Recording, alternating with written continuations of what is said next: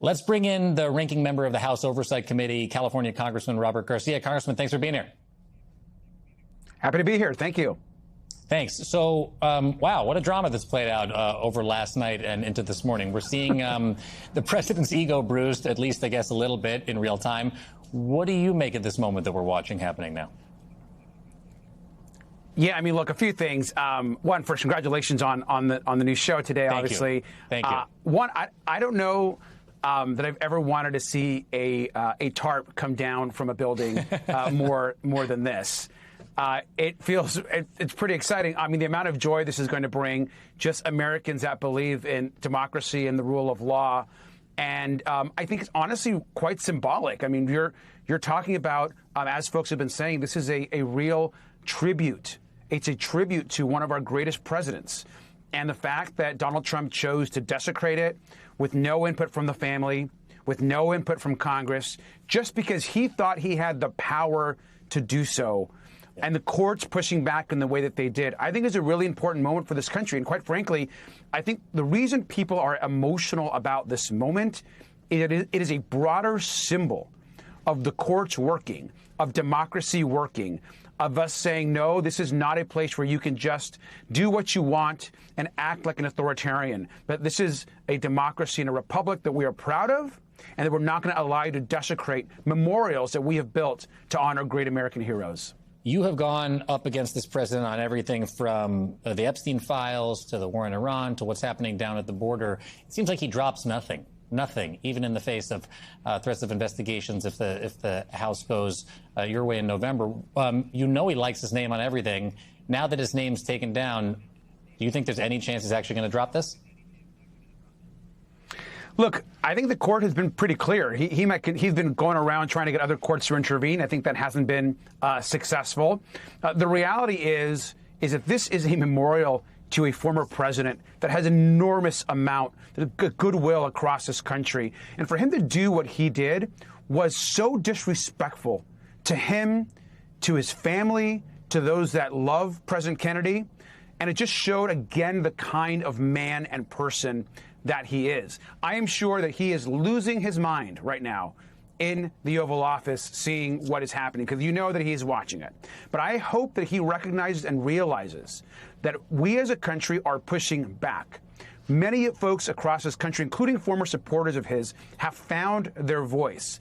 And the courts are doing their job in ensuring that we are living by the Constitution and not allowing him to do whatever the hell he wants, whenever the hell he wants to do it. And so this is a good moment and a good morning, I think, for the country. And I'm looking forward to that tarp coming down.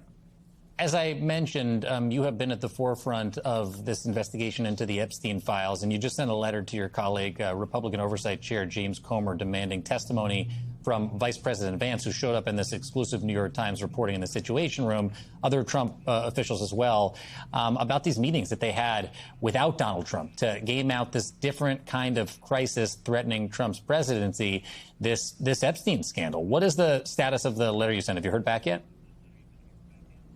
I haven't heard back yet. We hope to hear back from Chairman Comer. But look, here's the reality. For the first time in this entire investigation, we have learned now that J.D. Vance, the vice president, has been intimately involved in directing Epstein strategy and is part of his White House cover-up. You've got J.D. Vance, you've got Susie Wiles, you've got Todd Blanche, you have Kash Patel, all in the Situation Room, a room designed for national security, national emergencies. They are meeting there multiple times, we're not sure how many, planning out their strategy to play cover-up and protect the president. They're going as far as talking about Ghislaine Maxwell, how they can get Tucker Carlson to interview her, how they can get her to exonerate President Trump. I mean, this is crazy stuff. And this cover-up now, we understand, goes straight to J.D. Vance, who is basically holding court in the Situation Room, trying to direct strategy. So this is really serious. And we've asked Chairman Comer, now we've got to talk to the vice president. We have to talk to Kash Patel. We have to talk to Susie Wiles. Why half of the files, and I remind the public, half of the Epstein files have not been released. Those have got to be released, and we've got to get justice for the survivors. Would you try to subpoena the vice president if you all retake the majority come November?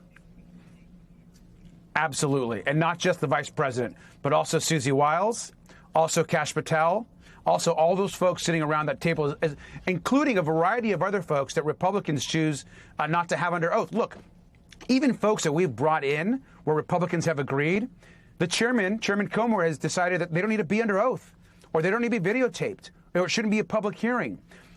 People that we're going to bring in when we win that majority, we're going to put them in the chair, in public, under oath, which is so important, and ensure that there is transparency for the American public and for the survivors that deserve justice. You couldn't be clearer that you want Todd Blanche out under oath in front of the people answering questions. Do you think that that all could happen before he faces this confirmation hearing? We hope so. Look, obviously, Republicans refused for weeks and weeks to bring in Todd Blanche. We made that request many weeks ago. And now, of course, finally, Republicans agreed, OK, we'll bring him in. That should happen before his confirmation. I mean, there's no question that he has a lot to answer for. Pam Bondi basically said that Todd Blanche was the main person directing the redactions, directing what actually happened with the Epstein files. And the fact that not only were they completely botched and put survivors in danger by putting out their personal information, but he chose not to release half the files and defy Congress. And so Todd Blanche should absolutely be in front of us before he goes for his confirmation. Real quick before I let you go, you and I are both from Southern California. You were the mayor of Long Beach before you were a senior leader in the Congress of the United States. I want to ask you about the president's election conspiracies and the primaries. We both know how the process works in Los Angeles County, the largest election jurisdiction in the nation. You see this trying to sow seeds of doubt about the legitimacy of the election as a preview for what's going to happen in November? Absolutely. Look, California counts every single vote, and we ensure that every vote is counted, and our elections are done county by county by registrars, by individual, incredible people that are nonpartisan and that are counting votes. Donald Trump is trying to set up so that he can, in November, interfere, whether it's with ICE, National Guard, sow doubt. This is what he does. We've got to be prepared.